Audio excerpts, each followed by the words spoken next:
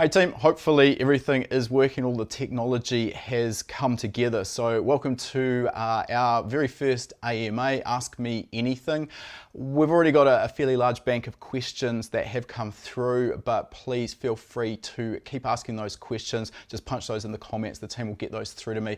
We've got a lot, we're going to get through as many as we can. We'll see how many we can answer and how long this goes for. So what we're aiming for here is questions on essentially anything automotive. We will be answering questions on engine tuning, engine wiring, engine building, also quite happy to talk about race car setup, even race driving techniques and data analysis. Before we jump into that, I'll just do a really quick background for those who maybe are fresh to HPA, don't know who HPA is and maybe don't know who I am. So I'm Andre, I'm one of the founders of High Performance Academy, and we're streaming live today from our studio, which is in Queenstown in the South Island of New Zealand.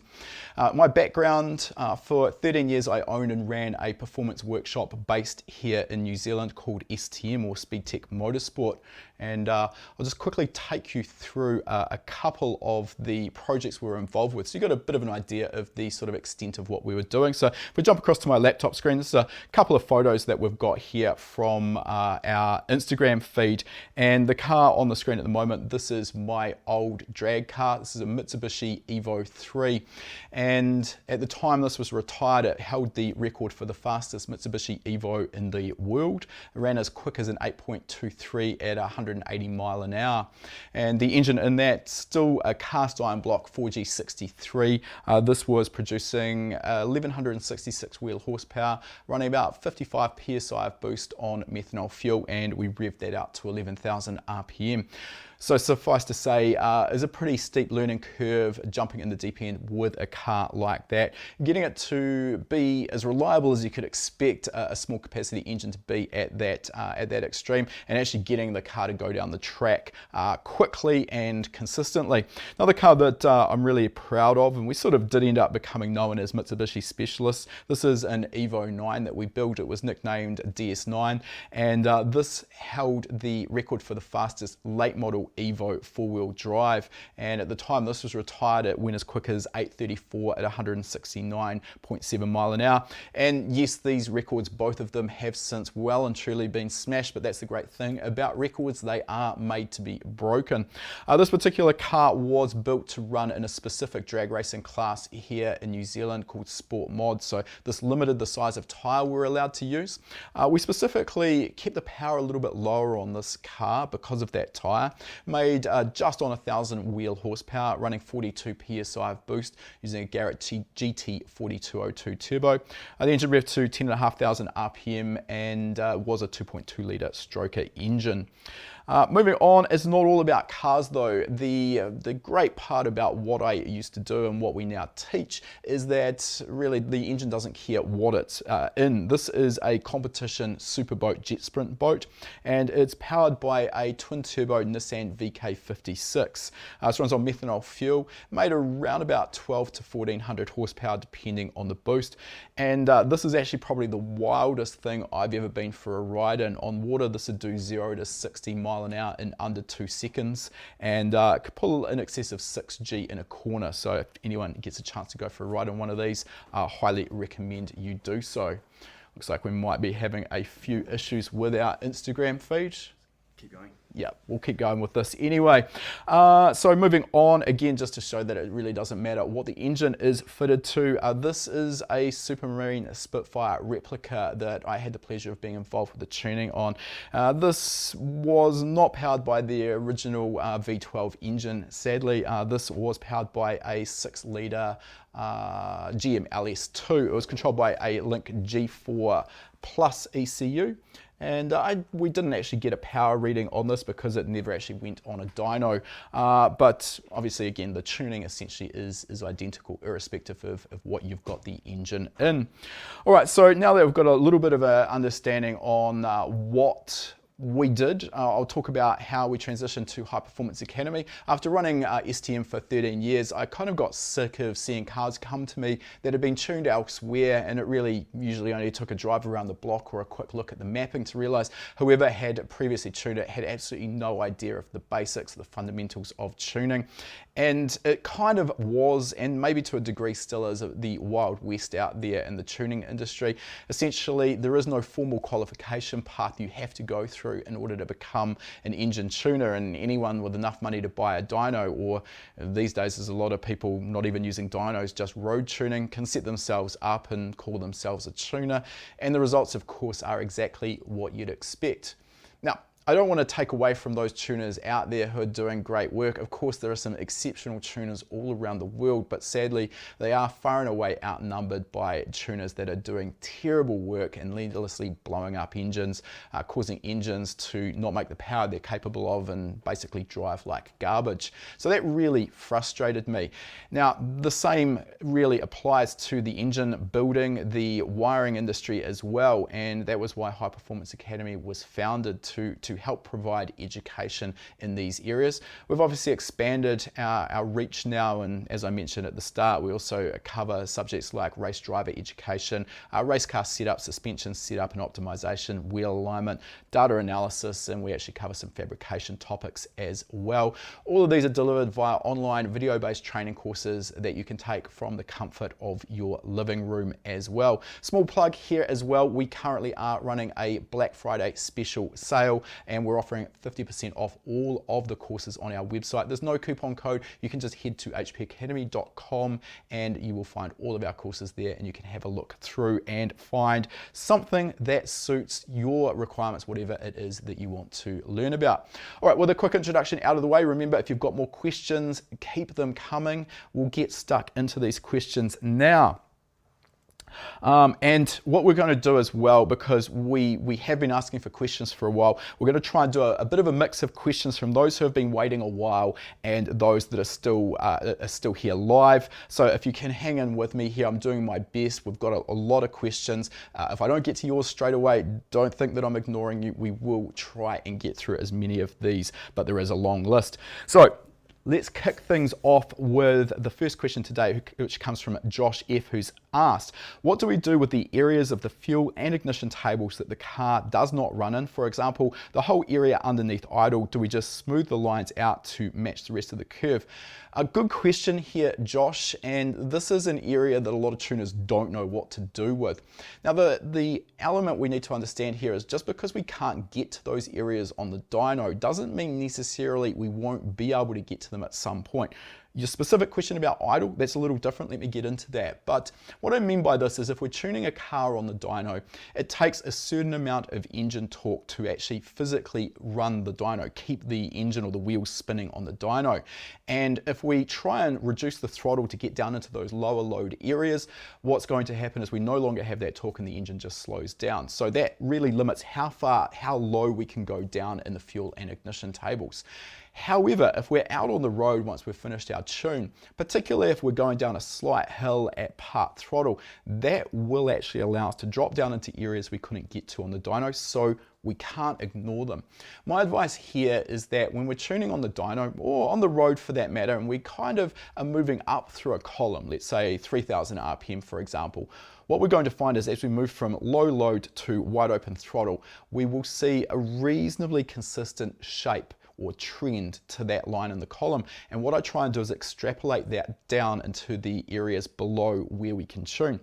Now, that's essentially a bit of a guess. It might not be quite right, but then when we get out on the road and we can start data logging and actually see what the air-fuel ratio is, that allows us to then do some fine tuning. But that extrapolation technique means we should be pretty close straight out of the box. Same with our idle. There is an area in the idle where we're not going to be able to get down below. And essentially if we're thinking maybe 5, 10, 15 kPa, an area where we just simply can't get to, it really doesn't matter too much, but again, I'm trying to apply that same smooth trend. Generally, the engine is going to want a fairly consistent trend in terms of its ignition and its fueling as both the RPM and the manifold pressure change. So that's what we're trying to chase there. Next question comes from Everton, who's asked, are we soon building up a SR20 VE? My question is, since I'm on a budget, can I get the max potential with a good tune with a stock bottom end and a built head, i.e. valve, titanium springs, retainers, and N1 cams? Okay, we've actually got an SR20 VE, albeit a turbo one, in one of our race cars. It's a Toyota 86, so it's an engine that I've got a fair bit of experience with. My question, I guess, would come to what are you expecting to do with this car? In stock form, the SR20 VE cylinder head is actually really, really good. We've done some experimentation with some aftermarket cams, and I actually ended up coming back to the factory P12 cams. So really it comes down to essentially what you're trying to achieve, how much money you want to spend on it. Yes, you could spend some money on the cylinder head with a set of aftermarket cams. That would probably entail a set of valve springs to suit. The factory valves, particularly in a turbo application, aren't that great, and I would certainly recommend going to a set of in-canal valves on the exhaust side. We run stainless on the intake side, but at the same time, you could also spend some money on the bottom end. A little bit of a bump in compression ratio and a set of aftermarket forged pistons to do that with a set of aftermarket rods is certainly going to bulletproof your bottom end. Whether or not you need that, again, it really comes down to your application, how far you're going to go, your rev limit. So it's a very difficult question for me to answer without a lot more information, unfortunately, and your budget. I mean, it's very easy in the cylinder head to spend anywhere in the region of 5 to maybe 7,000 US dollars, just to put some perspective around it, for the likes of a set of valves, CNC porting, valve springs. Setting the shims in those heads is also really time consuming. So you just need to focus on where is best to apply your efforts. And the other thing is external factors as well. Before you consider any of that, I'd be wanting to make sure I've got a really good exhaust manifold, exhaust system, and intake on the car. So hopefully that's helped with your question there, but it is quite a broad question. Unfortunately, I can't be too specific. Next question. Actually, while I'm thinking about that, before I move on, Everton, the SR20 VE, if you do want to learn more about that, I mentioned we've got one in our race car. We actually went through the entire process of building that engine in our practical engine building course. That course covers the process of building engines, and it is generic, so it's applicable irrespective of any engine you want to build. And it provides a simple 10-step process that you can apply. So this breaks down the process and makes it a little bit less daunting. Each of the steps is pretty quick and easy to complete. And then at the end of the course, we have a library of worked examples, which is an informal walkthrough of that 10-step process applied to a specific engine. So we went through that with our own SR20 VE, albeit turbo. So if you want to learn more about that engine building process, that's in our practical engine building course. Remember, there is that 50% off Black Friday deal on that course as well.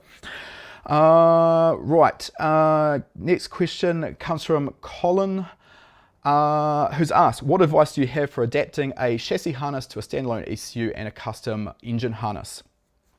Okay, chassis harness to the ECU. Really, that's going to be quite simple. You don't have a lot of wires to worry about in the chassis harness. There would be the likes of a power supply to the ECU, possibly grounding to the ECU, and then there will normally be outputs to the likes of the radiator fan, fuel pump, and then maybe an RPM signal to the dash cluster. The key here really for both elements is you're going to need the wiring diagram. In terms of the engine harness, this is actually a really good way of adapting to an aftermarket ECU. If you've got a factory harness already that is in good shape, what you can do is simply de-pin the factory ECU connector and then repin that into the appropriate location on your aftermarket ECU. So it saves you the cost and time of building a custom harness, relatively straightforward. Again, just to plug one of our courses, we do have our Practical Wiring Club level course that covers exactly the process required to do all of that work. Again, you can check that out on our website.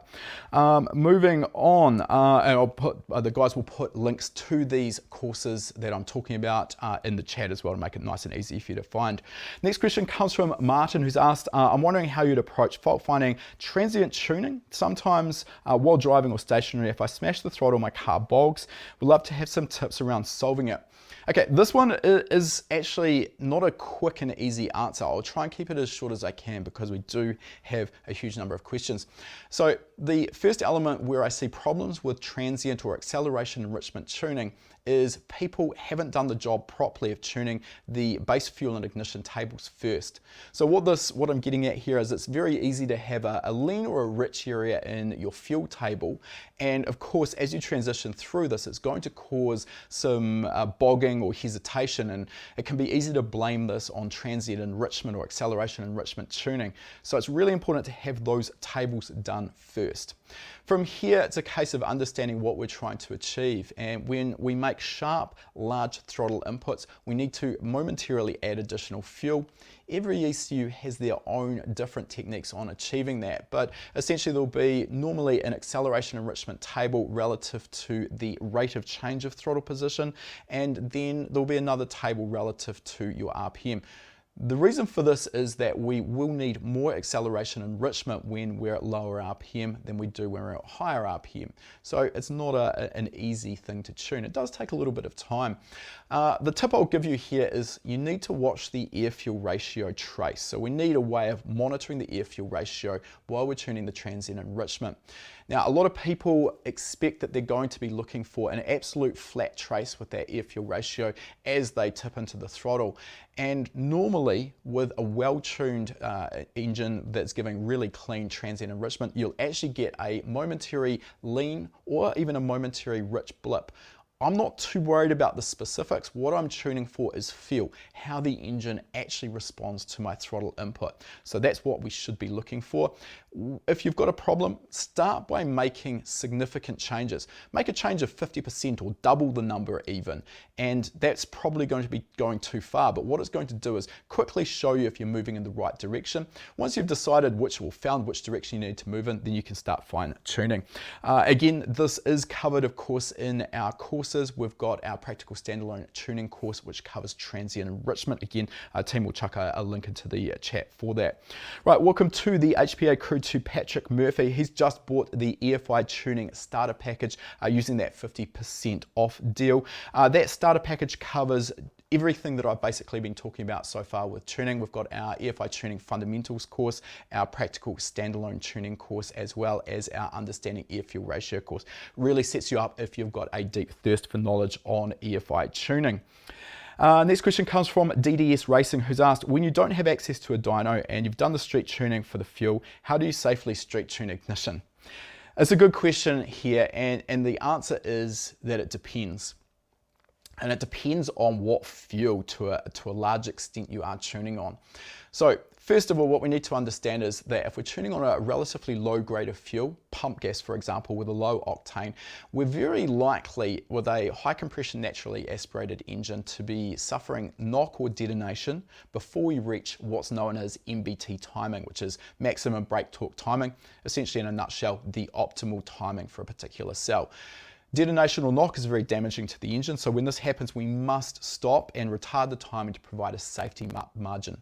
So we're likely to see this on pump gas on naturally aspirated engines, and almost certainly if we're running on pump gas on a turbocharged engine. So the key is we need to be monitoring for knock or detonation. I use audio knock detection to do this. So on the street, really it doesn't matter if you're on the street or the dyno. What we're doing is listening to the engine. When we notice that knock is occurring, we're going to stop and retard the timing to provide a safety buffer. And almost always we're going to find that MBT timing is beyond that. We simply can't get there. Where it gets a little trickier though is when we're tuning on a good quality fuel, maybe a race gas, maybe E85, which is now pretty prevalent in most parts of the world.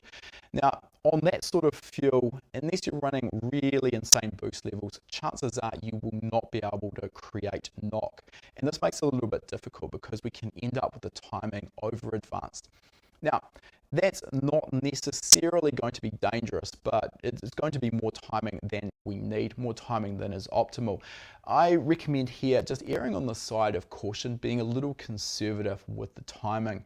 However, a number of our members actually use our street tuning or road tuning additions in the course in our practical standalone tuning course to help get their ignition timing dialed in close. And then once they've done that, basically their only cost, if it's their own car, is maybe a tank of fuel and a bit of their spare time. Once they've got that dialed in really close using the techniques in our road tuning additions, then they can hire maybe 1 or 2 hours of dyno time and really put the finishing touches on it. So if you are street tuning, it's going to be difficult, if not impossible, to actually achieve MBT timing accurately on these good grades of fuel. So that's what you need to know there. Next question comes from Mike, who's asked, I've got a question, is it possible to run flex fuel with an ethanol content sensor when the ECU is using a traditional fuel equation, or does it require modeled or VE type fuel equation? The terminology you are using there, Mike, it sounds very much like you're talking about the Link platform, Link ECU platform, but the answer is absolutely you can. A lot of ECUs do not use a VE or volumetric efficiency based fuel model.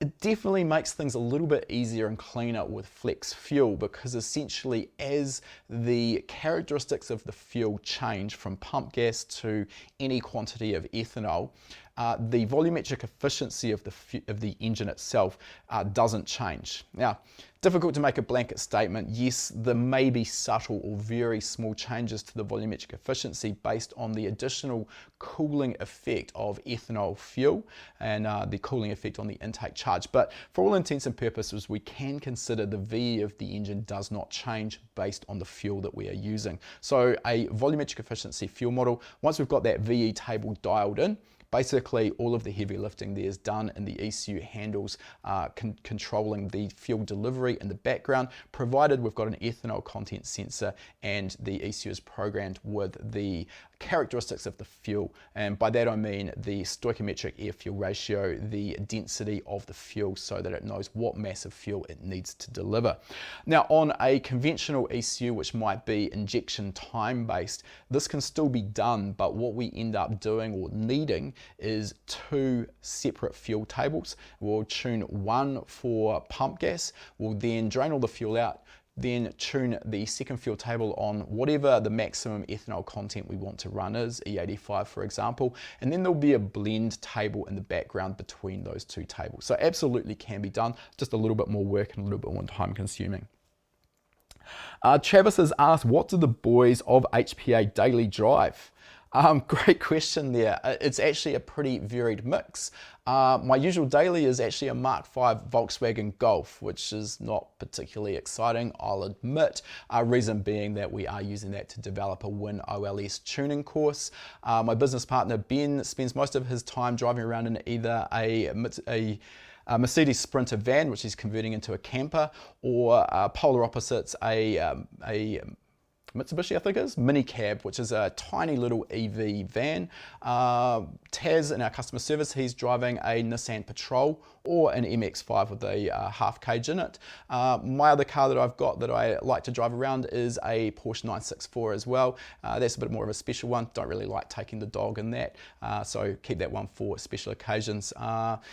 What else is in the car park? A Subaru wagon, a EK Honda Civic. Yeah, I think that probably just about covers it. So a pretty wide variety of cars in there. Next question comes from Dustin, who's asked, with the PD16, what is the ideal way to run power windows? Also, any recommendations on what should be run directly with the R3 versus the PDM sensor-wise? Okay, I'll admit, Dustin, I have yet to use the PD16, so I'm a little bit out of my depth giving you a specific answer to this. Generally, with power windows, though, we need a polarity switching.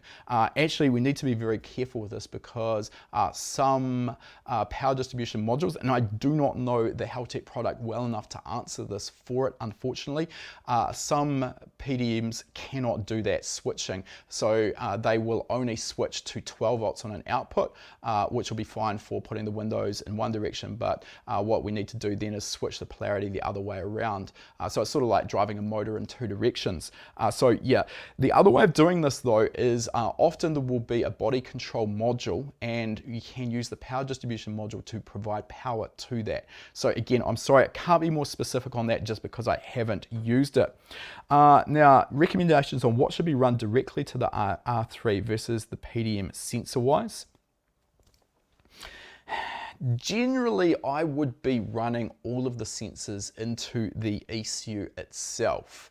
I can't think of a reason why I'd be running sensors into a PDM unless it's something standalone. So I'll give an example. Unfortunately, it's outside of the Haltech family, but we've got a ECU Master PDU16 on one of our race cars. So I actually at one point had a fuel pressure sensor running directly into that, as well as a fuel level sensor. Since changed that around, but obviously that allowed us to do some controls based on those inputs that weren't present otherwise. So yeah, a pretty broad question, unfortunately. It really, as I've mentioned in one of the previous questions, a lot of it comes down to what you're actually trying to achieve there.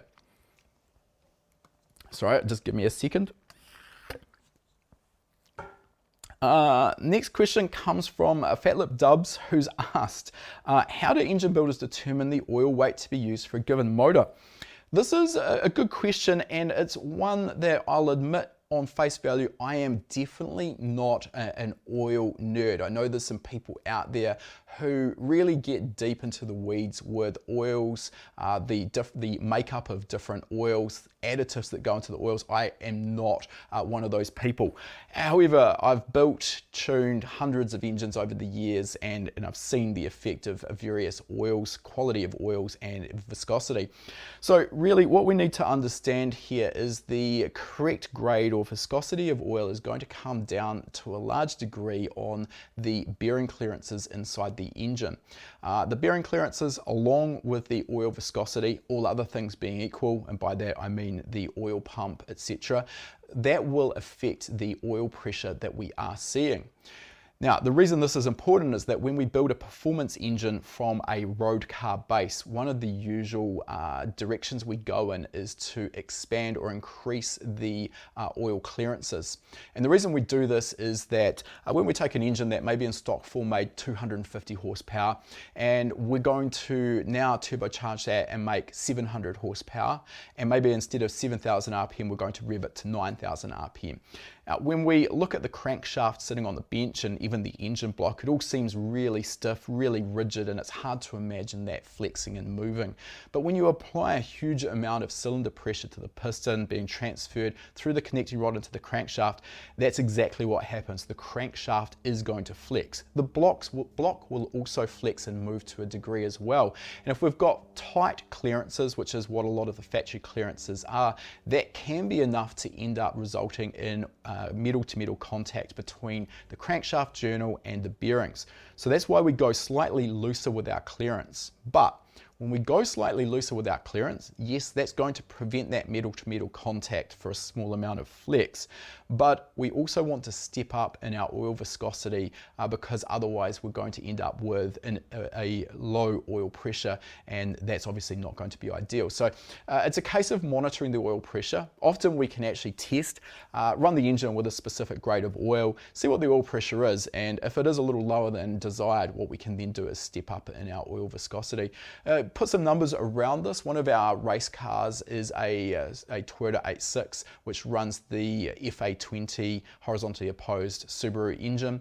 In stock form, that is specified to run a 0W20 oil. We've turbocharged that. Instead of 200 horsepower, it's now making 400, and we actually run a 10W40 oil, which is quite a large jump. That's mainly because it spends 99% of its time on a racetrack. We do need to be a little bit mindful because that heavy viscosity oil at cold startup, the oil pressure is quite high. So a little bit of understanding around that. It is generally nursed a little bit when it is cold, allowed to properly heat up before it's actually taken out on the racetrack. For those who want to learn a little bit more about the bearing clearances and their effect on oil viscosity and vice versa, the clearances and how we need to change them, we do cover that in detail in our practical engine building course, and I'll get the team to chuck a link to that in the comments there. Remember, we've got that Black Friday 50% off sale as well, so you can get that course for a steal. Next question comes from the Math Garage, who's asked, first question, when are you finishing docile? Second question, why haven't you finished docile? Third question, why are you still here talking to us and not working on docile? Fair comment. I do tend to get this a lot. The car still is in my possession. It is a rolling shell at the moment. We sold the drivetrain and the engine back many years ago before we moved to Queenstown and sort of started at the HPA labs. However, I do really want to bring it back. It's probably, unfortunately, never going to compete at the international level again. Where we are in Queenstown, it's the most beautiful place in New Zealand, some would argue the world, but we're also about 2,000 kilometres away from the nearest proper drag strip, and I'm not too keen on dragging the car the length of the country every time there's a race meeting on. But we do want to build a 1,000+ horsepower 4G63 for it, and we will be adding that into our practical engine building course as a worked example, because we do quite often get questions about building sort of really serious high horsepower cars, or engines I should say. And when we're building an engine that's going to be dedicated to run on methanol fuel and maybe be running 50, 60 plus PSI, at that point there's some significant differences in how we build the engine, the compression ratios that we would choose, the cam profiles and everything else that goes into it. So I think that's going to make for some really interesting content. We will also be adding a worked example into our practical engine building course on the tuning process, because again, just like the engine building, when we're tuning on methanol, that is very different. When we're running these very high boost pressures, the tuning envelope, that window is very small, so the tuning process is quite different if you want to keep the engine alive. I can't say when that's going to happen. 2023 hopefully might be its year, but I can't put a guarantee on it. Next question comes from Correctional Fluid, who's asked, what is the easiest car to learn to tune? And this particular question is coming from the USA. It's a good question. There is no specific model that this is the one you have to go and get if you want to learn to tune. I actually started learning on my father's, at the time, BMW 3-litre CSL. It was an old, sort of a bit of a classic, straight inline 6, naturally aspirated, didn't make much power, and that's probably the key. You want something ideally that's naturally aspirated and doesn't make a huge amount of power, simply because these engines are actually pretty difficult to break. You're going to have to do something pretty wrong and for an extended period of time before the engine is going to end up getting hurt. Here in New Zealand, we obviously get a lot of Japanese domestic market model cars. A couple of my favorites would be anything Honda with either a B series or a K series, or anything Toyota. Those are pretty hard to kill. In the US, yeah, another element here that comes into it is, are you looking to tune standalones or are you looking to tune factory engine management systems?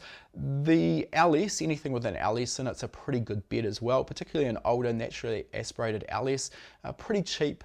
Very difficult to kill in stock form as well, and that would give you the ability to learn on either a standalone or factory engine management system. Neither of those are too daunting.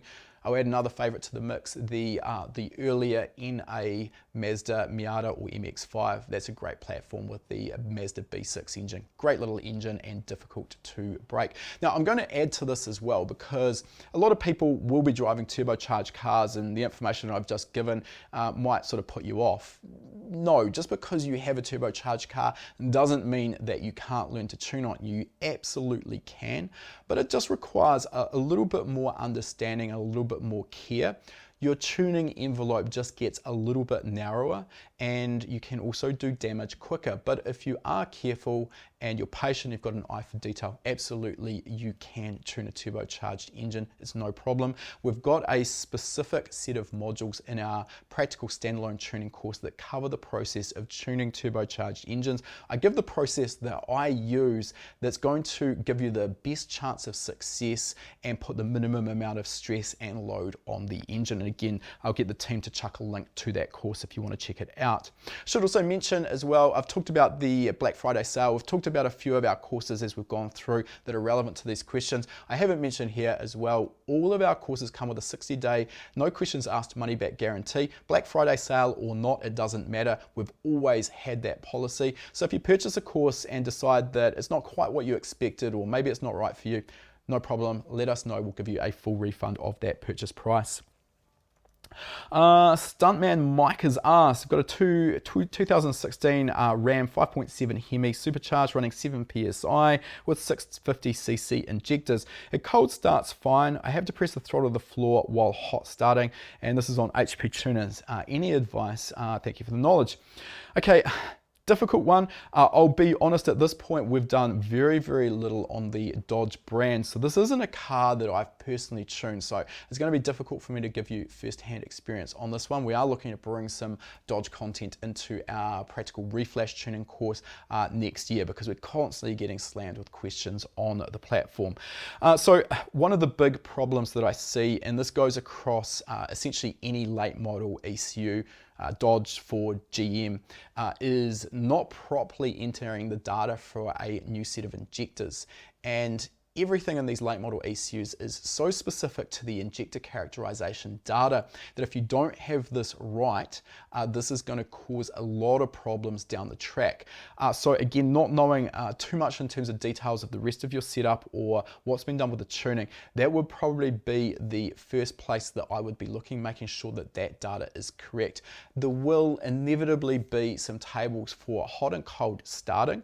That would be the next place I'd be looking at, but again, I'm sorry, I can't give you more specific guidance than that at this point. Next question comes from Ben Heron, who's asked, brake cooling. Should the hose going into the back of the discs stay the same size as the inlet, or should it increase and decrease in size to promote pressure and velocity of the air for cooling? Good question here. I mean, I'm not an aerodynamicist, so this is a pretty tricky question for me to answer in detail. What I can say is we did go through this process with the construction, not specifically of our cooling ducts for our brakes on our Toyota 86 race car, but in the ducting to the radiator. And this is, I think, where you're going to with this. And most people would think that the optimal would be you have an opening in the front of the car the same size as the radiator. And the reality with the radiator is actually what you want to do is have the opening smaller and then expand it out. And what this does is it actually slows down the airflow and allows the airflow to diffuse through the radiator, and it gives the airflow through the radiator a better chance of doing its job and cooling the radiator. With brakes, at least with what we've done, we've always just tried to find a high pressure area at the front of the car and fed the airflow into those ducts. Generally, if you look at most race cars, the inlet to the duct is actually larger than the duct itself. So I think there's a slight difference between how you would duct a radiator versus how you would duct brake cooling ducts. Next question comes from James, who's asked, where was the idea of creating High Performance Academy conceptualized as being still part of HPA? So I covered this right at the start. I'll just reiterate. So yes, Ben is still involved. He is my business partner. We're 50-50 in this particular business, and he is the brains behind the marketing side of things. So you're probably getting emails from him if you are on our mailing list. I mentioned at the start, after running a performance workshop here in New Zealand for 13 years, I kind of really got sick of seeing subpar work coming through the door, poorly tuned engines, making not the power they're capable of, driving terribly, or of course the engines that have been blown up by tuners who didn't know what they're doing. And this lack of knowledge, the lack of understanding out there, what it does does is it kind of creates an industry with a really checkered reputation. And as a professional workshop where we prided ourselves on doing good quality work, looking after our customers and charging fair prices, occasionally we'd have a customer walk through the door and you could tell that they were expecting, before they'd even booked their car in, that it was going to be damaged or they were going to be overcharged or otherwise taken for a ride. And that really sort of taints the whole industry. So HPA was conceptualized in order to try and raise the level of knowledge out there in the industry, raise the level of professionalism, and basically get better results for everyone. We're probably about 10 and a bit years into this journey. We've got over 100,000 members at this point from essentially countries all around the world, and we're constantly hearing stories of success from people who have used our courses and our teachings to help tune their own cars, start businesses, and I'd like to think we are really making a difference in the industry. That is really, really important to me. Next question comes from Christopher, who's asked, why is my fueling always leaner if tuned out on the road versus on the dyno? I've seen this on more than one occasion, reflashing EVOs and STIs, the load is the same. Okay, so this is a good question, Christopher. I actually spent a fair bit of time at the early stages of my career battling with what this was all about and why that was the case. And I've actually had some professional tuners who I really respected give me answers that actually weren't really on point. So let's dive into it. So first of all, there's one element we do need to understand here. The ramp rate of the car on a dyno versus the ramp rate out on the road. This is probably one of the key elements that will definitely give you a difference in your fueling. So this is why it's really important when we are tuning on the dyno to try and as accurately as possible match the ramp rate on the dyno to what the car is going to realistically see on the road. Now, obviously this is difficult because the rate of acceleration in first and second gear, obviously quite different to fourth, fifth or sixth gear. Fourth, fifth and sixth, where the car's really heavily loaded up, that's where it's most important because we're spending longer accelerating, so that's what we're trying to match.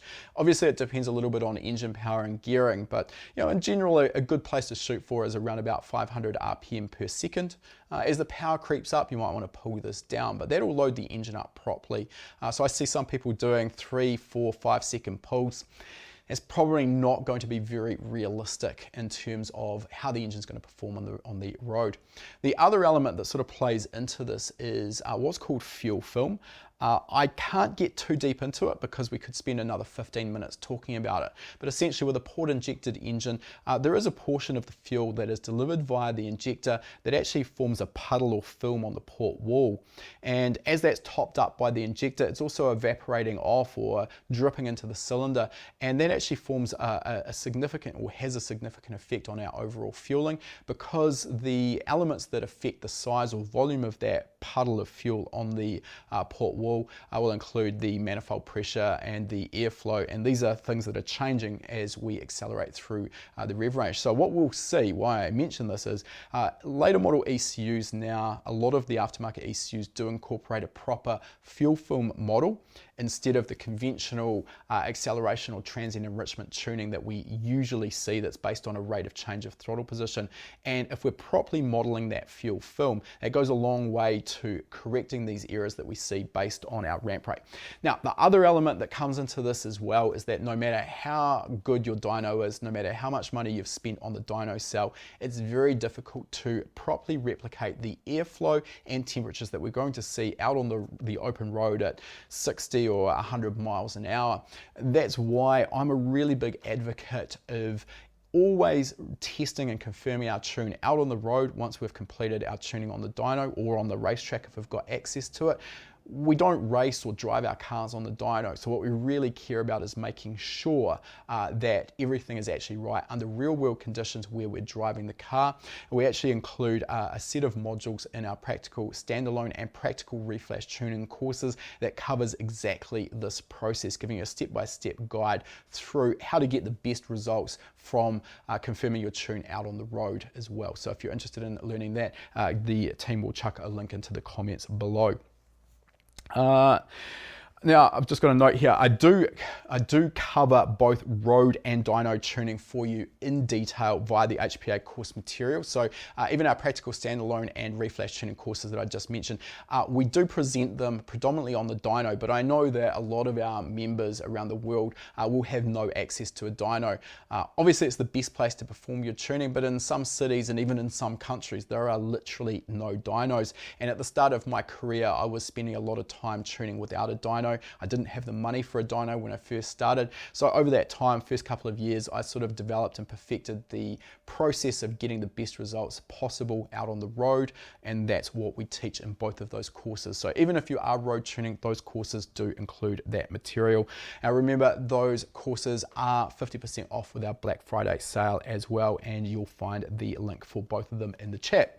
Next question comes from Mike, who's asked, what is the best sub $2,000 PDM option to integrate with an existing CAN bus system for use as a power source for 3 fuel pumps, multiple sensors, and as an I/O expander?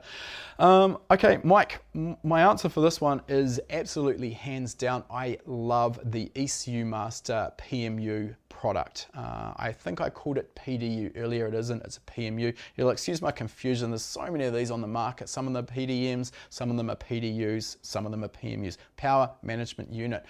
The reason I love the ECU Master product is it is well priced.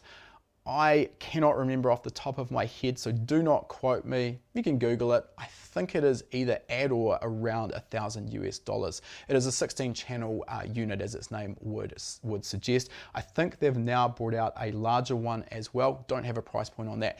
Anyway, the reason I love this is it is so flexible, particularly with its integration with the CAN bus. You can receive and transmit messages on the CAN bus, and this means that you can set up communication to and from pretty much any ECU that is CAN bus enabled. Super flexible. It also has analog and digital inputs on it, so you can wire sensors directly into the PMU if you want to. There is a PDM PMU course that we also offer that actually covers a worked example on that ECU Master PMU, the one that we've got in our Toyota 86. So that covers what a PMU, PDM, PDU is, how they work, how to configure them, and we've got worked examples in there as well. Again, the team will chuck a link into the chat for that course if you want to follow and find that.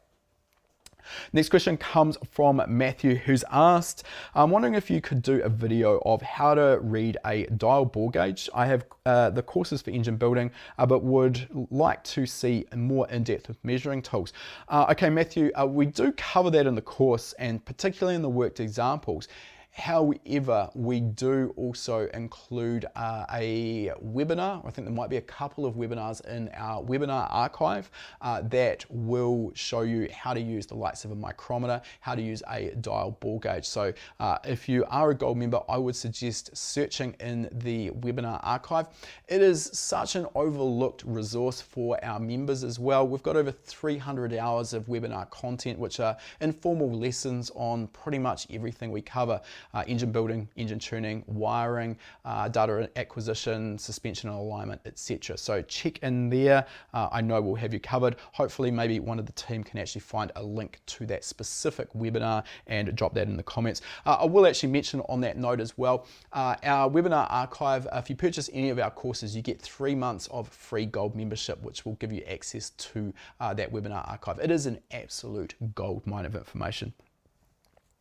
Right, I'll just mention the team have let me know there is a link to that 50% off engine building course in the chat. And if you do miss that, if you can't find it, I think the chat's going pretty crazy, drop an email to the team afterwards and they'll get back to you. We've still got heaps of questions to come.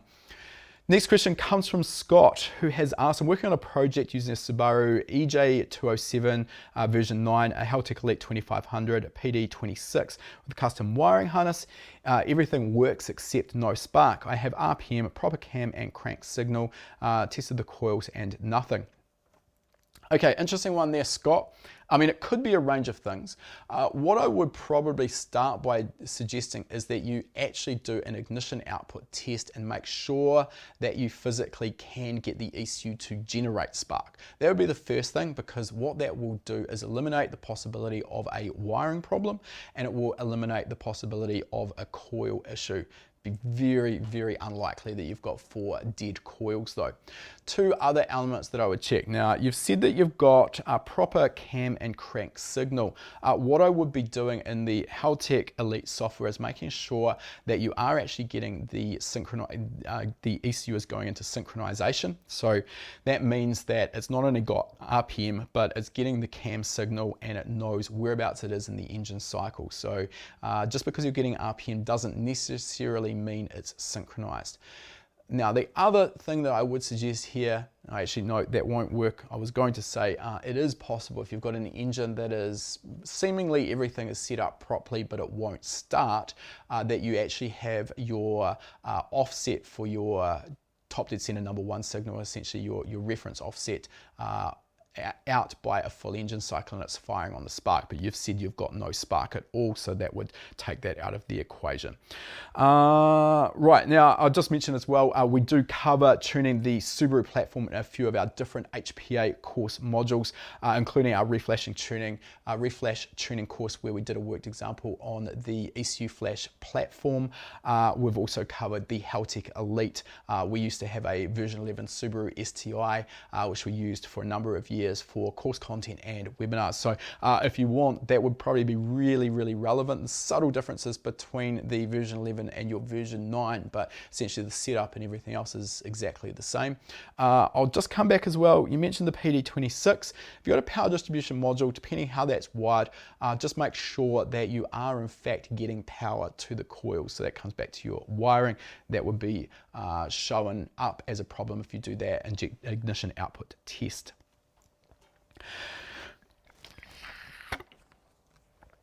All right, next question comes from Sylvia Ryder, who's asked, WinOLS, how do you define definitions from scratch? Can you use a scan tool to reference the live data or import it? WinOLS alternatives. Good question. You are a touch early, but we're really, really close to starting filming on our WinOLS course. For those who have never heard of WinOLS and are wondering what I'm talking about, WinOLS is simply a binary editor. It's used for reading the contents out of an ECU. You can actually use it to read the contents out of any controller. It doesn't have to be automotive even.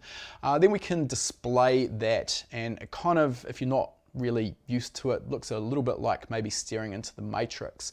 But what we're really looking for inside of the factory binary file is patterns. So it's about pattern recognition when we are viewing the data as a 2-dimensional graph or 2-dimensional shape. And when we know what a particular pattern looks like, we can recognize that, and we know that, hey, this is a driver's wish table, or this is maybe an EGR table or a boost target table, or whatever that may be. So it's important to understand the pattern recognition and also understand what tables are actually going to be available for a given controller. So for example, if we're tuning on a Bosch MED controller, for example, the strategy that Bosch uses is very different to maybe a late model Siemens or Denso or whatever that may be. So every ECU manufacturer has their own special way of how they think it's best to control the way the engine runs, and the tables, of course, that are then available are going to be different. Again, I could talk for another hour on this, but what I'd suggest is sit tight. Our WinOLS course is going to be out first quarter next year. It's going to be an absolute goldmine, and it's going to be perfect for those of you who want to learn how to tune controllers where there may be no aftermarket conventional support from commercial software. Next question comes from Wolf, who's asked, I have a question, why do most enthusiast suspension manufacturers that make race coilovers not have damper curves for the coilovers they sell? Well, I think you answered your own question there because you said enthusiast. Now, I would say that 95, maybe even 98% of enthusiasts wouldn't have the faintest idea what to do with a damper curve. They'd probably look at it and throw it in the rubbish with the rest of the instructions. So that's really the relevant part. the data is simply not useful to the average enthusiast who wants to put a set of coilovers in their street car or their weekend track day car and go to the track and race. By the same token, one of the most common questions we get is, how do I set my bump and rebound adjusters? So this sort of comes into the same thing. If you don't know that, what is the usefulness of that data to you? Where the data that you're talking about becomes useful is at a professional level with race engineers, where they're actually looking for a specific curve from their damper and may actually have it adjusted, that damper curve adjusted to suit what they want from the car. That's at the really pointy end. You'll see that at professional motorsport, definitely not at the enthusiast level. Now, coming back to that question as well, and I don't know, this might be the angle you were going with anyway, the question we get about how do I adjust my bump and rebound settings. We cover that in detail in our suspension design and optimization course. A lot of this comes down at the lower end of basically testing the car on the track, and a lot of it comes down to driver feel, but there are some specific tests we should be doing and some specific things that we should be looking for in the way the car actually responds and handles. Essentially, if we go too stiff in our bump and rebound settings, what we're going to find is that the car will no longer be able to follow undulations in the track or irregularities in the surface, and it starts to skip or become harsh over bumps. That's where we've gone too far. Of course, if you do have the benefit of shock pots, suspension damper, linear potentiometers, then that's really useful data as well, and we can then use that in conjunction with our driver feedback to help optimize the damper settings.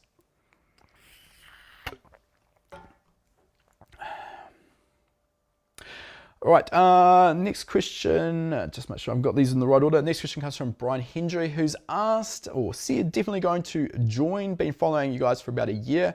Great to hear that, Brian. He's asked, I want to rewrite my circle track mini stock, but can I please hear you say, put another shrimp on the barbie?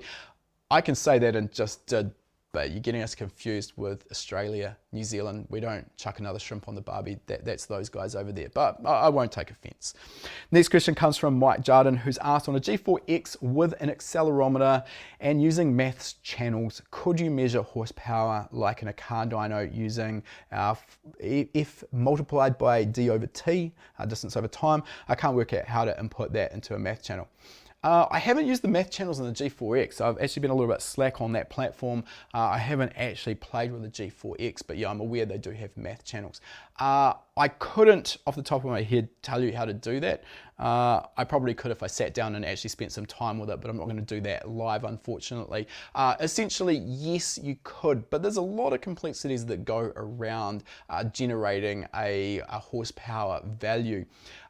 For example, the rolling resistance of the tires on the road will affect this. A massive impact on this is also the frontal area of the car and its coefficient of drag. And then there's the weight of the car. So it's not just your rate of acceleration that we need to take into account. There are software packages like Virtual Dyno that do this for you. You can basically record a log file, and what it's looking at is the rate of change of RPM, and you have to enter all of those parameters that I just talked about, the gearing, frontal area, etc., and it will actually generate sort of a fake or virtual dyno plot for you. I've used that software in the past. I've found it really hit and miss, and I'm probably going to get a lot of people offside because I know it is popular, but I've found it's too inconsistent. If you make 2 runs with no actual tuning changes, I've seen differences of 15 to 20 horsepower, and when you're making a change of maybe 2 degrees of ignition timing, that could affect the power by 5 horsepower or maybe less. Obviously that sort of discrepancy is too much for me to be sort of really going to kind of rely on. So I know I haven't really answered your question. The answer is yes, technically I believe you should be able to do that in the G4X with the math channels, but I think also there's a bunch more into that than what you think to get actual relevant data out that's going to be even remotely realistic. Saint Nick has asked, great product you guys have here. Question all the way from Trinidad and Tobago, setting up a tube frame car for drag racing and wiring from scratch.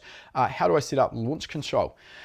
Okay, great to have you joining us from the other side of the world, Nick, and the answer is going to be, it depends. No, it's not that particularly useful, but the reason it depends is it depends what engine you're running. You haven't really given me a lot of information around this, and it also depends on the rest of the setup. Are you running a clutch manual gearbox? Are you running a slipper style drag racing clutch? Are you running an auto? Is it turbocharged or naturally aspirated will probably be the key thing though. So let me take a bit of a stab in the dark. Normally launch control is a really big deal on turbocharged engines. It becomes more important on small capacity engines with large turbos because it's difficult to get that turbo to actually make boost when we're sitting stationary. So the technique we generally use here is I refer to as two-step launch control. It's often referred to as anti-lag, but we need to differentiate between a rally style anti-lag that operates when the driver's off throttle and launch control anti-lag, which is when the driver's at wide open throttle. What we're using is a secondary RPM limit that'll be lower than our actual ultimate engine RPM limiter. Maybe we're rev the engine to 9,000 RPM, maybe our launch control RPM limit will be 6.5 or 7,000. We want enough RPM to be able to build boost and then also have the inertia essentially to help get the car to initially break traction rather than bogging in. So we do need to use a reasonable amount of RPM. I'll get into this in a bit more detail in a second. And what we need to do here, and this needs to be treated very, very carefully, is to build boost in a turbocharger like this, we really need to use an ignition cut style of limiter. Now, I say that this needs to be treated with caution because what this is going to do is send unburned fuel and air through the engine and it's going to combust in the exhaust system. That's great because that is what provides the energy to drive the turbocharger and produce boost. What it'll also do though is provide really large sharp pressure spikes that can actually pop the exhaust valves back off their seat.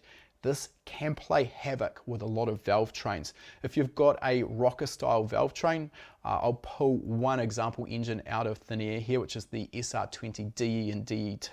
It's got a really heavy big rocker. It's not shaft mounted, it's not really well controlled, and that will possibly, actually most likely, pop that rocker off and cause some pretty catastrophic damage potentially. If you've got an engine that runs hydraulic lifters, 4G63 is a good example, it'll pump those lifters up. You'll basically hold the valves open. In a worst case scenario, you can bend them, and minimum it's going to lose compression and you're going to have no engine power. So this needs to be treated with care. It only suits a mechanical or solid valve train, and even then it needs to be something that's reliable under those conditions. Do a bit of research and make sure that suits your engine. So that'll help build boost, and we're also going to be using a lot of ignition retard. So often we'll actually pull the ignition timing back after top dead center. So what this does is it helps actually create more exhaust gas energy. The combustion event is happening as the exhaust valves are opening and happening out into the exhaust manifold. This is what creates those big pops and bangs, flames out the exhaust, which everyone loves. Lots of boost, but it does need to be treated with care. The next element of this is tuning it to suit the track and your amount of traction, because obviously if you leave the line with 40 psi of boost at 8,000 RPM, chances are you're going to sit there doing a large static burnout, which is impressive but not fast. So it really comes down to a fine line between balancing the boost pressure, which really influences the engine power, and then also that needs to be factored in with the amount of traction that the track is offering. And you know, usually I'll be changing the RPM launch limit maybe every run the car does as the track evolves, as it becomes more or less grippy. So hopefully that answers. We do actually have a launch control tuning course as well in our course library. The guys will find a link for that and drop that in. Again, you can use that 50% off deal because it is Black Friday. And on that note, welcome to the HPA crew, to Richard Miller, who has just bought that launch control tuning course. It's $19.50. It's pretty cheap. Remember, still 60-day, no questions asked, money back guarantee on that, as well as all of our other courses. Phil's Builds has asked, on popular shows like Street Outlaws, each racer is usually going to throw some sort of tuning before their run. Can you take some time to tell us what is going on here? Okay, believe it or not, Street Outlaws actually isn't something that I've watched more than about 5 minutes, so I can't guarantee I'm talking about the same thing here, but I'm pretty sure it's probably going to come back to what I was just talking about in that last question with adjusting their launch strategy. Street Outlaws, you're essentially an unprepped surface, and that's really tricky. You're kind of walking a razor's edge here to try and balance the amount of power that we're putting to the ground versus the amount of traction we can get. And depending whether that's in the heat of the day, at night, the surface is going to evolve, change in the amount of grip that's available. So essentially, you know, if you've done a pass and maybe the car was pretty hooked up, maybe it'll take some more power. So adding a little bit more boost, maybe bringing that launch limit up, and launching the car more aggressively will net you a faster 60-foot time and of course make the car faster. So hopefully I'm on the right track with that. That would be what I'd expect, because prepped or unprepped, Street Outlaws or at a drag strip, these are the sort of things that I would be doing. Lam has asked, can the Motec C127 read fuel level from the Motec M150 kit for the GT86 without additional sensors? Yes, is the short answer to that, because we're doing exactly that, albeit with a C125 in our own GT86. So the Motec M150 has no input from the fuel level sensor in stock form. The GT86 actually does a pretty clever thing. What it does in the stock gauge cluster is when you start the car, it will sample the fuel level. From there, it ignores the fuel level sensors because they are very erratic as you're sort of cornering, accelerating and braking, so they're a bit error prone. And what it does is it then decrements the fuel gauge based on the fuel used parameter coming from the M1 ECU. So what you can do, because I've done this myself, is wire the factory fuel level sender into the C127. You need to set that up and calibrate it, obviously, and then you need to apply quite a large filter to that, about I think somewhere in the region about 3,600, 36,000 seconds or something of that nature, I think, off the top of my head is what I use. And it basically gets rid of some of that sort of instantaneous error that you'll see, particularly if the car's on the track. Next question comes from Michael, who has asked, how do I comp for a rich dip with a front-mounted intercooler on a 2013 WRX? Compensate, I'm guessing you're talking about there, Michael. The modifications are front mount intercooler, cold air intake, a TGV EGR deletes, hard inlet kit, full catless exhaust, electronic boost controller, and external wastegate, a fuel pump and stock fuel. Good question. I don't know what's causing your rich dip, because I've tuned dozens, if not hundreds, of WRXs of various ages with similar modifications to that. Certainly the front mount intercooler, and the front mount intercooler is not going to cause the issue that you're seeing.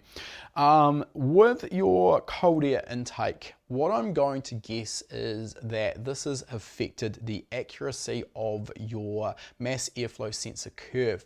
And I'll just go into this quickly. The mass airflow sensor is located in the intake, and as the air flows through it, basically outputs a 0 to 5 volt signal into the ECU, and there's a table inside the ECU that then converts that into mass airflow in grams per second. So all of the ECU's calculations on that are based on the output from that signal being correct, or the calibration of that table being correct. Now, when you make a change such as a cold air intake, even if it seems like a subtle change, even something like just fitting an aftermarket air filter, that can be enough to actually affect the accuracy of your mass airflow sensor calibration. So this is something that needs to be treated really carefully. What I would suggest is start by logging your short-term and long-term fuel trims and see what those are doing. This is a really good health check on the quality of your tune. If your tune is on point, generally outside of heat soak conditions, you should see those, the combination or the cumulative short-term and long-term fuel trims, I like to see these within about plus or minus 5% of zero. So if you're seeing much over plus or minus 5%, that's a really good indication that your mass airflow sensor calibration is out and you need to do some work there. Beyond that, there are literally dozens, if not hundreds of other parameters that could come into it, but that is the most likely I would expect based on what I often see.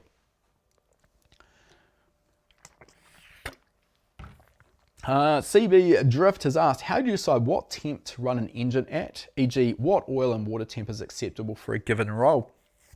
Okay, difficult question to really answer with a blanket statement, because what we used to see as a normal target hot engine temperature, and I'm talking here engine coolant, would have been somewhere around about 82 degrees C. I can't convert that in my head. Maybe actually I can. I think it's about 180 F if you work in Fahrenheit. That used to be pretty much the norm, and that would be the temperature rating of the thermostat that was fitted. These days though, a lot of engine manufacturers, they're chasing minimal emissions and they're chasing more and more efficiency, and what they're actually doing is purposely running the engines much hotter than this, and that can give a benefit in terms of fuel efficiency, particularly under cruise conditions. So in these engines, 95 plus degrees C, and I can't convert that one into Fahrenheit, that would be pretty typical. So what we're trying to do when we're tuning or modifying an engine though is usually quite different to what an OE manufacturer is doing. I don't care as much about fuel efficiency.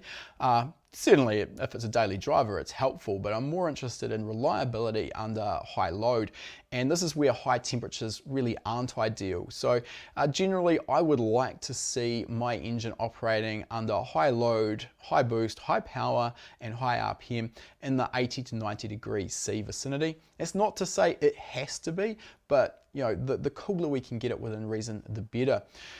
On the other hand, with our oil temperature, too cold is actually problematic. We want the engine oil to get hot enough to be able to essentially evaporate off contaminants, moisture that gets into it, fuel that ends up contaminating it as well. So if we're constantly running the oil too cold, it's not going to get there. Of course, too hot and the oil will start to degrade and lose its ability to protect your engine. Generally, I like to see my engine oil running somewhere in the vicinity of 110 degrees C through to about 120, not too much more than that. If we're getting over about 130 degrees C on a consistent basis on the track, then it's probably time to look at an upgrade to your cooling solution. This is problematic for track day cars that are predominantly daily driven, because the cooling we need on the racetrack very different to what we need when we're cruising at 60 kilometers an hour on the street, 100 kilometers an hour on the street. So this is where thermostatic oil cooler bypasses can be useful. They have a thermostat in them and only bypass oil into the oil cooler when the temperature of the oil reaches a certain level. Nathan has asked, got a methanol 2JZ with 1300 wheel horsepower, dry sump plumbing, a 5-stage pump with 1.45 inch stages, all going to the oil pan. Do the valve covers vent to the oil tank, the catch can, or leave them sealed? I see 7 psi in the case. Okay, it does depend. There's various sort of schools of thought on this. If you've got a naturally aspirated engine, the level of blow-by is not going to be significant enough to overcome the vacuum that a dry sump pump can create. Now, I know you're not naturally aspirated. We'll get to that in a moment. I just want to be complete with this answer. And in that instance, there's some benefit in actually drawing a vacuum in the sump. And in that instance, to draw a vacuum in the sump, you will need to run your rocker covers sealed. Technically, I wouldn't actually seal them. I would use a vacuum regulator connected to the rocker cover instead. What that vacuum regulator does is it prevents you creating excessive vacuum in the sump, which can be problematic for some of your seals, etc. And that's a problem if you get to very high RPM and then back completely off the throttle. The engine RPM is still high, hence the dry sump pump is still spinning at that engine RPM. It creates a lot of vacuum because all of your blow-by goes away because the engine is no longer making power. Okay, so that's naturally aspirated. Turbocharged, it is very unlikely to be able to maintain vacuum in the sump at high boost levels, and as you've mentioned there, you're seeing 7 psi. To me, that would actually sound reasonably high. We're not making 1300 horsepower in our road race engine for our endurance car. We're probably making more like about 700 horsepower. But in that I see around about 10 or 15 kPa of positive pressure. So again, I can't convert in my head, but not a lot, definitely not 7 psi. 7 psi, it's up there, not out of the ordinary, but it's up there. Anyway, getting back to your question, what I would do with that is I would definitely run vents on the rocker cover, and I would run those back to the top of the dry sump tank, and then from the dry sump tank, the top of that, I would then run that to the catch can. Hopefully that's a long answer to a short question. Next question comes from XXYY. Just wanted to say thanks to HPA and Andre for making and presenting such an excellent range and breadth of content. Helped me rebuild and forge my SR20. Happy to oblige. Great to always hear from our members who have been putting our courses and our material to use. So thanks for the kind words there, and we'll continue doing what we're doing.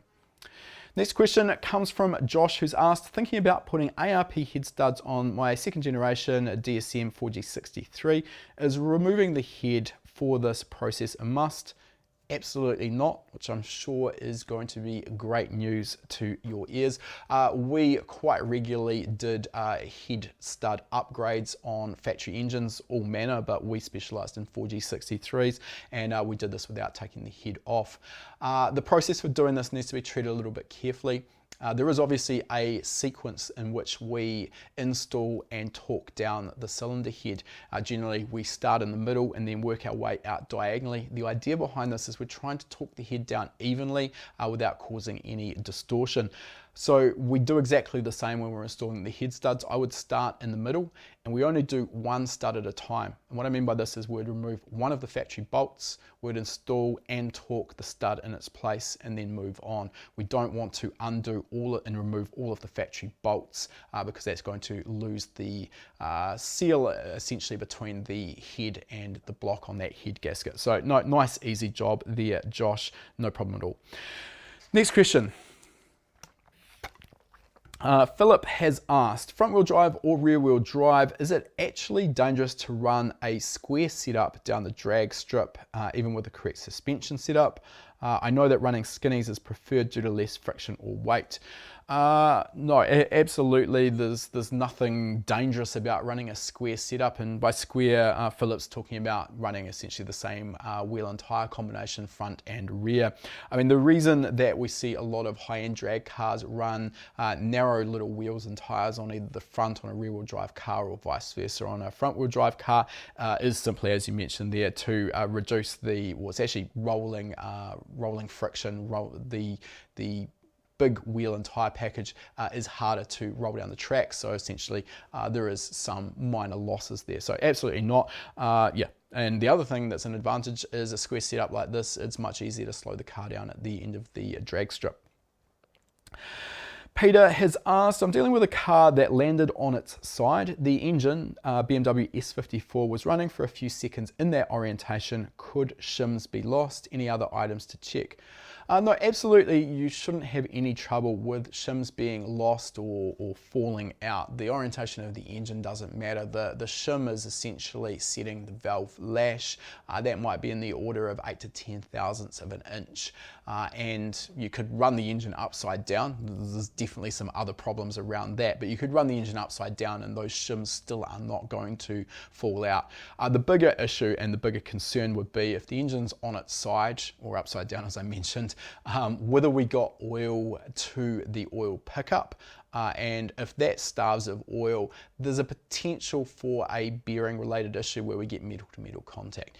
Generally, particularly if the engine is only at idle speed with no load on it, it will run for a few seconds with low or minimal oil pressure without actually doing any damage, but that would be my biggest concern there. Rotary 26 has asked, could I provide a full description of ITB fueling using Haltech 2500 on a 13B on methanol? More to do with the manifold vacuum setup to help the ECU follow air input to the engine. Full description might be a little bit optimistic, but let's do what we can here in this AMA without taking up a huge amount of time. So when we're running ITBs, we can no longer rely on the manifold pressure signal as the load axis or the load input for our fuel and ignition tables. The reason for this is that it's no longer going to be a good guide to the actual airflow as it is in a normal plenum with a single throttle body. So in this instance, we need to use what's referred to as alpha N, which is essentially throttle position as the load axis for fuel and ignition. I know you've only asked for fuel, but essentially that's the same. So we're basically working on the relationship here that the airflow into the engine, which is what the ECU needs to know in order to provide the correct mass of fuel, that's going to be dependent on both our throttle position and our engine RPM. And we've got that three-dimensional table in the Haltech Elite that's going to give us that. Now, even though I've said that manifold absolute pressure is no longer a good load input for those tables, we still can actually utilize it for the background fuel equation. So how we do that is we need to use a vacuum balance bar, and essentially what that's going to do is take a manifold pressure signal from behind each of the throttle butterflies, and it's going to run that into a little canister or tube, and then we're going to run from that to our map sensor. We're not using it for our load signal, but what we can do is use that for the background fuel equation or background fuel model, which is essentially if we have a given manifold pressure and we're targeting a certain air-fuel ratio, let's say it's 14:1, for example, and then we double the manifold pressure. If we double the manifold pressure, we need to double the mass of fuel being delivered in order to maintain the same air-fuel ratio. So if we hook up that manifold pressure signal, the Haltech Elite can do that in the background. Now, it's not essential to do this, but it does help with the resolution of our table. The methanol fuel doesn't really have any effect on your ITB tuning other than the air-fuel ratio targets, or I would work in lambda more specifically. Those will be vastly different to what we would use if we were running on a pump gas or E85. Next question comes from Robert Williams, who's asked, what's the best way to TIG weld in a fuel bung into a fuel tank? It's a steel tank and a steel bung.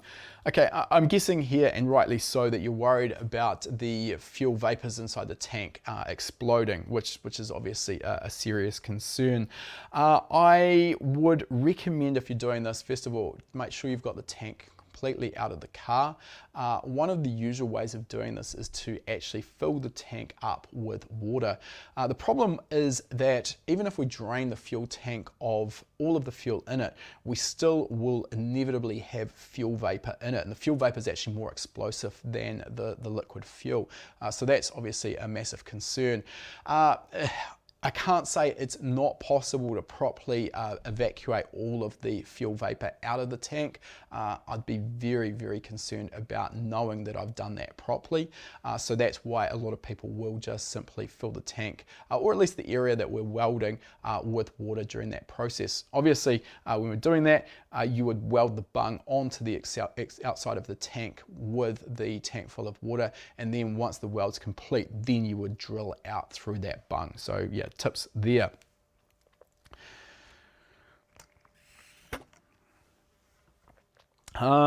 Semper, that's just disappeared. There we go. Next question comes from Semper Camaro, who's asked, I'll be tuning my LFX Camaro for quarter mile drag racing at 3,000 feet elevation and high temps most of the year, 95 to 105 Fahrenheit. Are there differences in tuning at sea level versus at my area? Okay, so what we really need to understand is what is altitude going to do? And as our altitude changes, the air density changes. So what I mean by this is for a given volume of air, we've got more or less oxygen contained in that volume of air. So this is important because it's the mass of air entering the engine that defines how much fuel we need to deliver.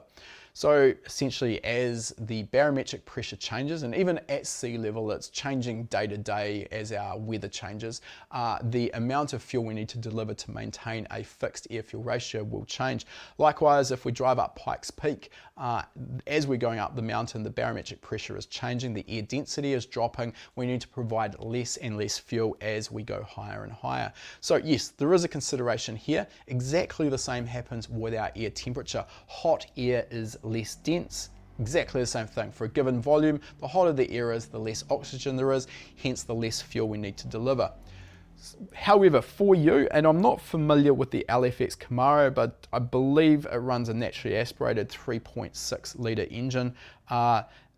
The factory engine management will be using a mass airflow sensor, and the mass airflow sensor essentially accounts for all of this. Instead of looking at air volume, it is actually directly measuring the massive air entering the engine, which is what the ECU needs to know in order to provide the right amount of fuel. So in your instance, the tuning process is going to be no different.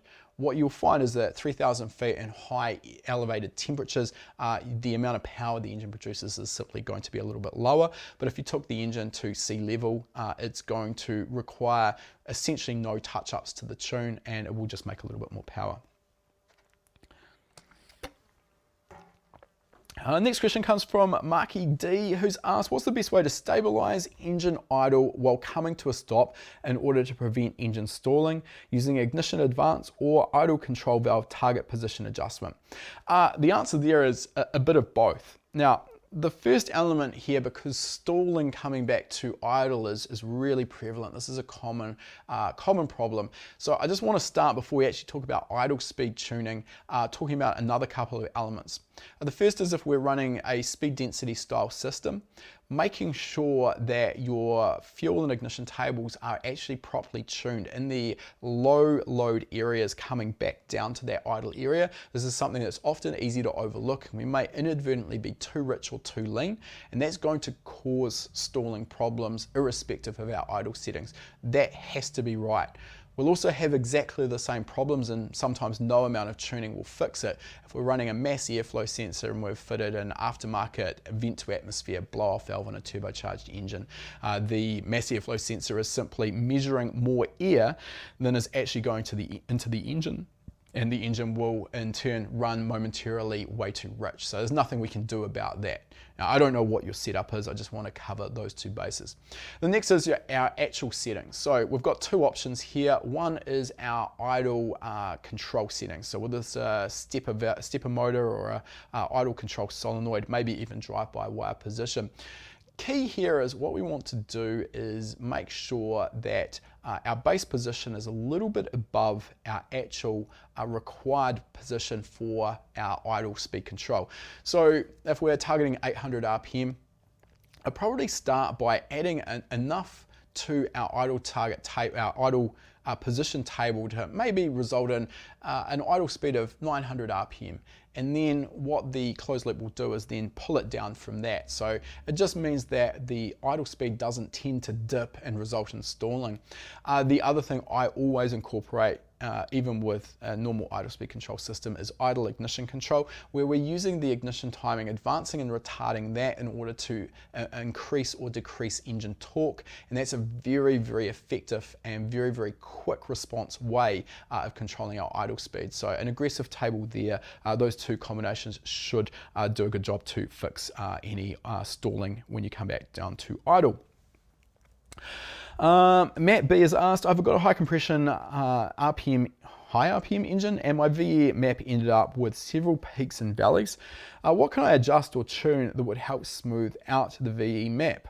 Well, Matt, you may not need to. There is this weird belief that a properly tuned VE table looks perfectly smooth.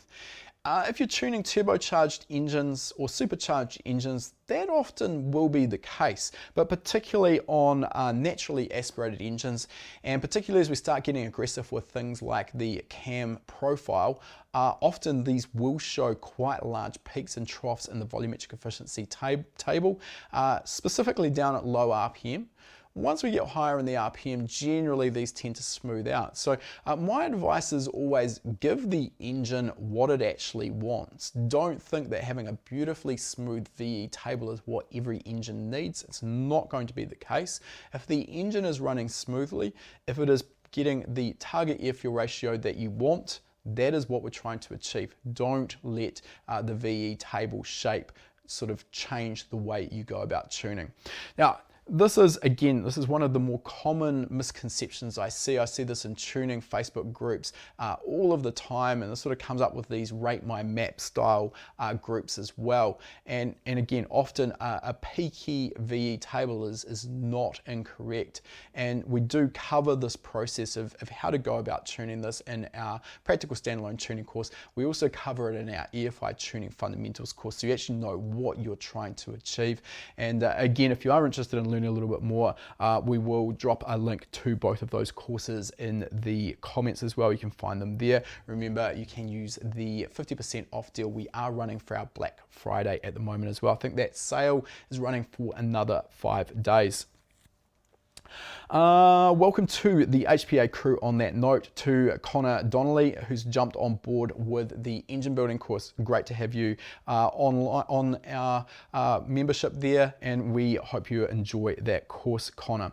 Next question comes from Millen, who has asked, how would I calculate my exhaust transient time for closed loop control?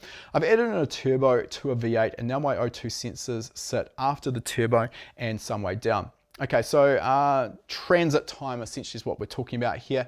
How long it takes from the exhaust gas to exit the port until it reaches the lambda sensor.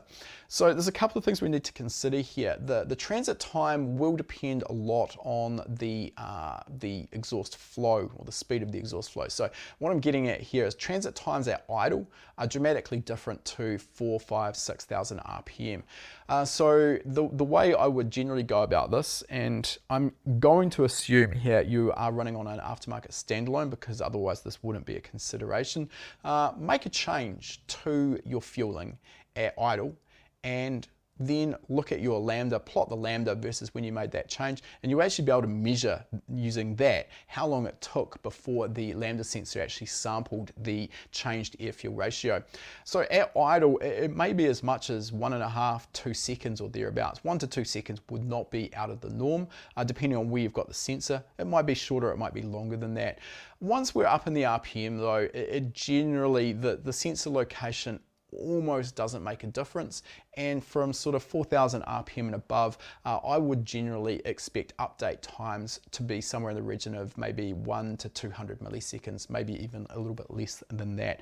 Now, if you've got this wrong, what you're going to find is that your closed loop fuel control is going to oscillate or hunt. So if you're seeing your closed loop trims constantly cycle backwards and forwards, positive and negative, and your lambda trace or air fuel ratio trace is kind of doing the same, and they're trying to chase each other, two possible errors with that. One would be the transit time is incorrect. So how this works is essentially the ECU samples the air fuel ratio. It says, hey, I'm too rich. So what it does is it then leans out, or it goes negative with its fuel trims, and then it samples straight away again. Of course, the change hasn't actually had time to be sampled to get its way to the O2 sensor. So it samples again, it's still too rich, so it makes a further change. By the time the air fuel ratio actually makes its way, or the exhaust gas I should say, makes its way to the O2 sensor, it's now gone too far, it goes too lean, and then the cycle continues. So it could be your transit times, or it could also be your PID gains as well. So there's a bit of an overlap there, and there is a little bit of a to and fro in terms of figuring out whether it's your PID gains or whether it's your actual transit time.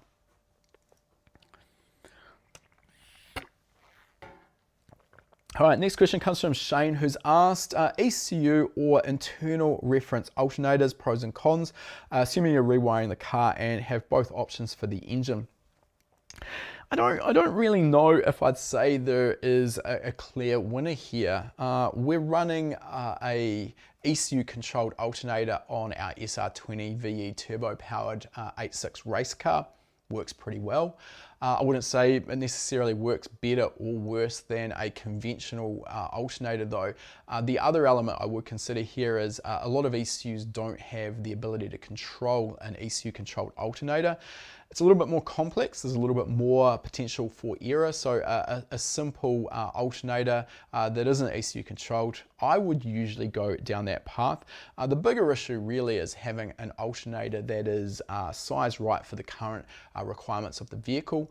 and also an alternator that is not being oversped. This is often a problem when we take a factory engine and now we're revving it to much higher RPM. We can end up overspeeding the alternator, and that can cause problems with alternator reliability. Right, welcome to the HPA crew there, to Calvin Parker who's jumped on board. We hope you enjoy the variable cam control tuning course. For those who are wondering, yes, we do have a course on how to properly tune and calibrate a variable cam control or continuously variable cam control engine as well. And of course, 50% off at the moment. Next question comes from Douglas Weaver, who's asked, is there any way to identify terminals if you do not know the connector body they mate with? Yeah, this is a tricky one because there's literally hundreds, if not thousands, of different terminals and connector bodies out there. For some of the more popular vehicles, this is pretty easy. So GM, maybe Toyota, Nissan, Honda. Generally, there's a pretty widely available selection of connectors and terminals for those particular vehicles. But for some, Ford, for some reason, I find it really difficult to source these. This is a question we quite often get, and I will be the first to admit I'm not a specialist on identifying terminals. It's really tricky, particularly ones that I've never dealt with before. However, we were recently at SEMA, and I actually came across a company that caught my attention. I think it is called connectorexperts.com, or if you search wiringpigtails.com, I think that will also find them. And they actually have a service where you can send in a photo of a terminal or a connector body, and they will help identify it. Now, I'll admit I haven't used them, so I don't know how effective that is, but it interested me that that was a service that they offer. Definitely worth checking it out if you are stuck there. All right, welcome to HPA membership to Damien Zaywin, I think it is. I'm sorry if I've got your name wrong.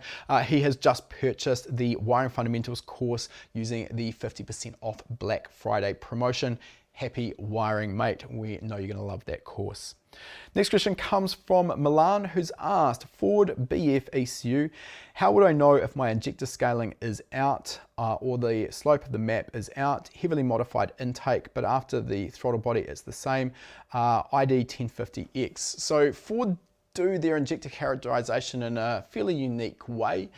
They use what's referred to as a high slope and low slope. So if you're asking and you haven't used the ID data, I'm going to almost guarantee that your high slope and low slope will be incorrect. And this causes no end of headaches in your tuning, because if those are wrong, basically you're just baking in errors into the calibration. It's going to make it very difficult for the ECU to function properly.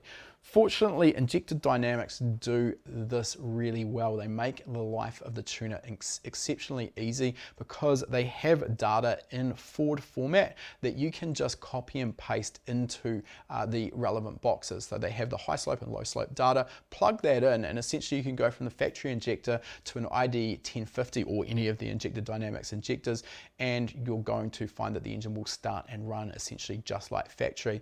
Your short-term and long-term fuel trims will be within a few percent of what they were before. So I would suggest checking Injector Dynamics website, get the data, the correct data from them for your Ford ECU, and compare that to what's actually in there.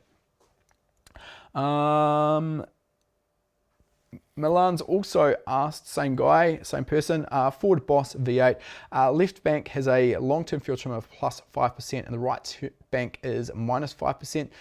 What do I look at to remedy?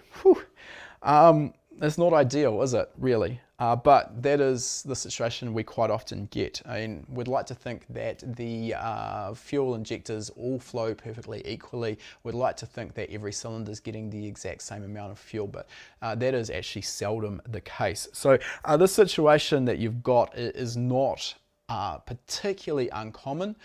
Generally, we'll see both banks sort of sit in the same direction. Maybe one will be plus 2%, one will be plus 6%. But the spread that you've got, 10%, it's out there. But my sort of rule of thumb is always to keep the combined trims within plus or minus 5%. So you're right on that limit.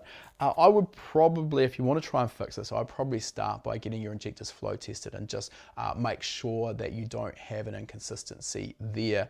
Another thing that I have come across, and I don't know if this really relates to your particular application, we had this on a Nissan 350Z and it took me quite a while to diagnose this. In certain areas of the rev range we were getting positive trims on one bank and negative on the other. Then we'd get out of that area in the rev range and everything would sort of respond as you'd expect. We go through another area of the rev range and they would sort of go haywire again. And this was actually related to fuel pressure oscillations in the fuel rails. And these pressure oscillations can result in essentially some injectors being provided more fuel when they're open than others. It's a difficult one to fix. Fuel rail dampers are included on factory systems to help combat this. Another thing that's really important is making sure you've got some rubber lines in the fuel system that help sort of absorb some of these pressure oscillations, but sometimes it is a problem that's difficult to remedy completely. Next question comes from David Fawkes, who has asked, why do coilovers often bind up so when turning at low speeds you hear intermittent clicking sounds? I don't know that I have come across this, David. Clicking sounds when turning? I'd probably be more worried about starting by looking at the likes of your CVs. I'm going to guess you're all over that, but I'll just mention it. So a couple of problems that do come up with coilovers. One would be the upper pillow ball mounts or spherical bearing mounts. These are a solid mount, or solid bearing I should say, and that's great because it reduces compliance in the suspension. The downside of this though is that they do wear out reasonably quickly, much faster than a factory rubber bush or an aftermarket urethane bush. So this can often cause noise that you'll hear. I wouldn't say necessarily in turning, but it can be a problem.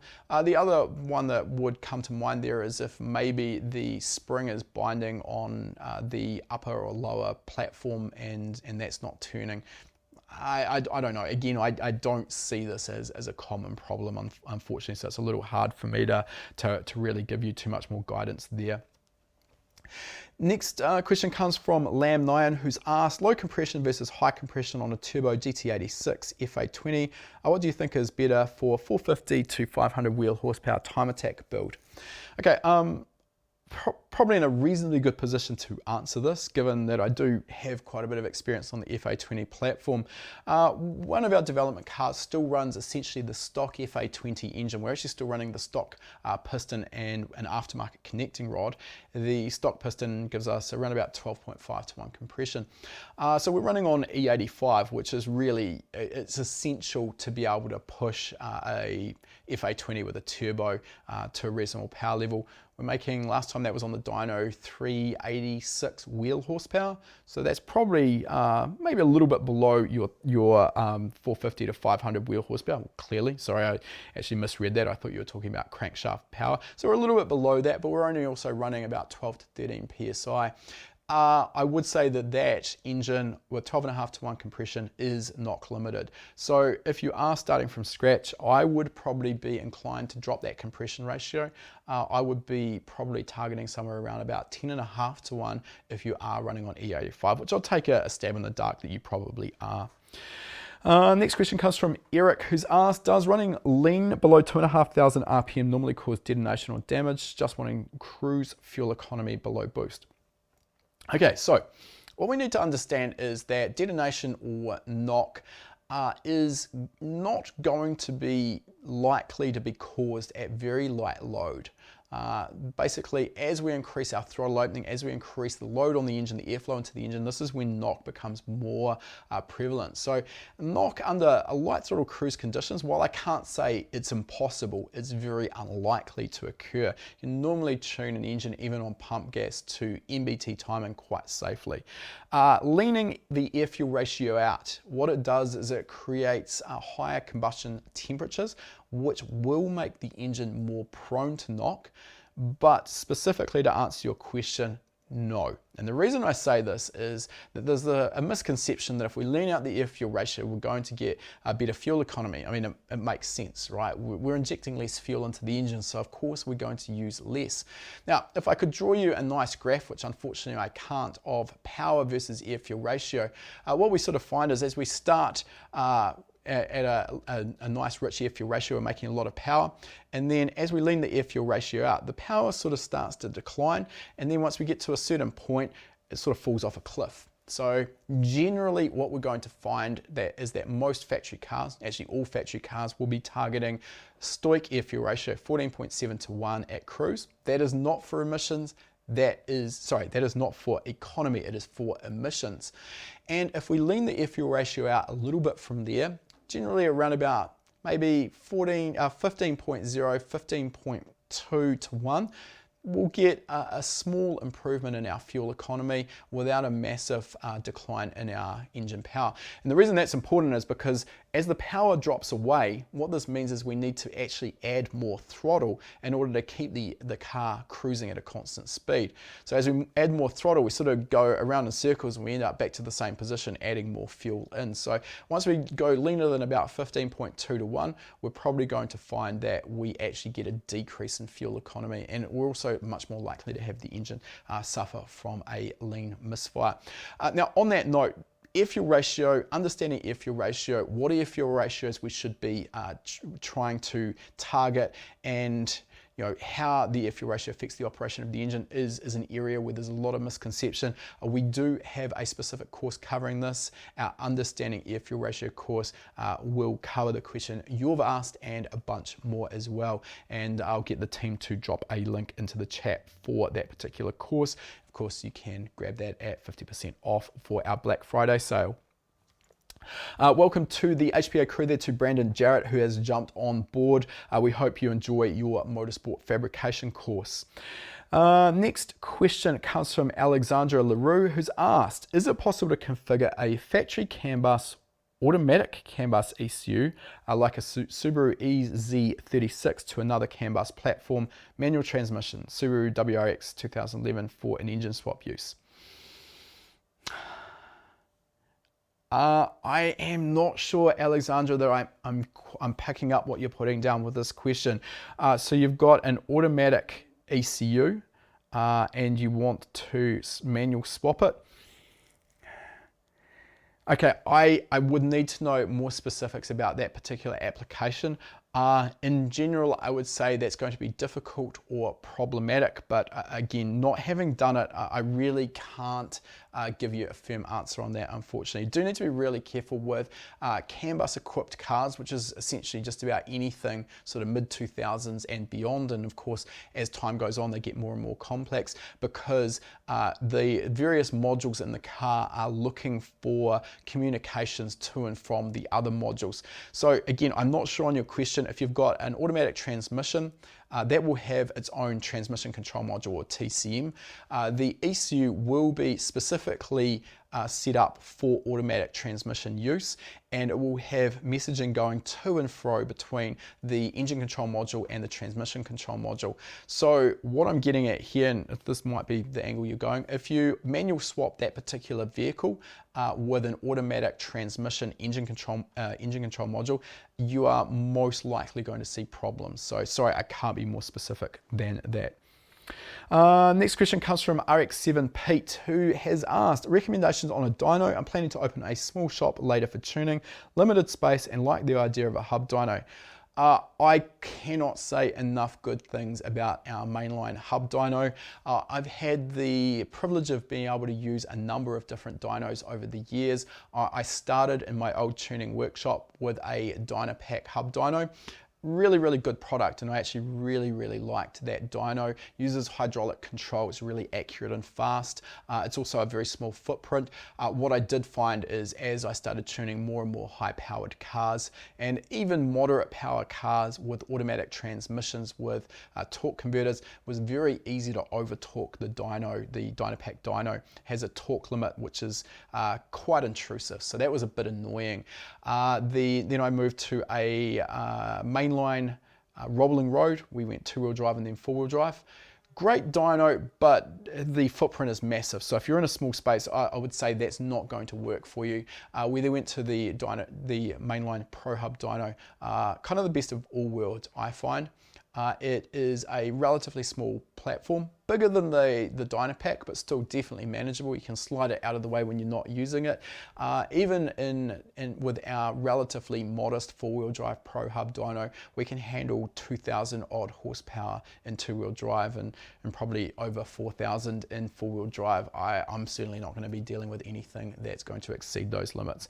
So yeah, I'd highly recommend you get in touch with the guys at Mainline and see if that's going to suit your requirements and your budget. Okay, our next question comes from Bowen Pike, who's asked thoughts on using a thin film of oil such as ATF on the backside of bearing shells before the installation.